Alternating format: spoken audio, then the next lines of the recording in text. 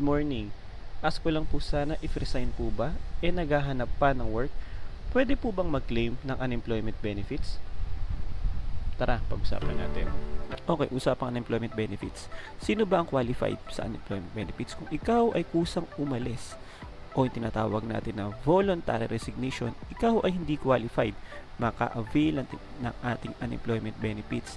Ano ba ang benepisyong ito? Ito ay benepisyong nanggaling kay SSS para sa mga taong nawalan ng trabaho nang hindi nila kagustuhan. Narito ang ilang halimbawa ng involuntary separation ng isang empleyado. Isa rito, retrenchment o downsizing ng kumpanya. Pangalawa, redundancy. Isa rin dito ang tinatawag na incapacity ng isang empleyado due to his or her health condition. At isa dito yung legal loss. Ano ba yung legal loss? Ito ay mga regulasyon ng utos galing sa gobyerno upang mahinto o tuluyang ipasara ang isang establishmento.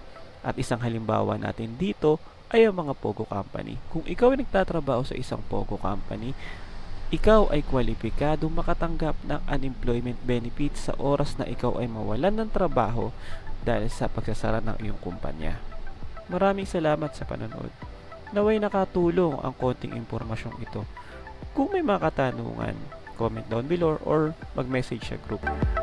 Paalam po muna pansamantala.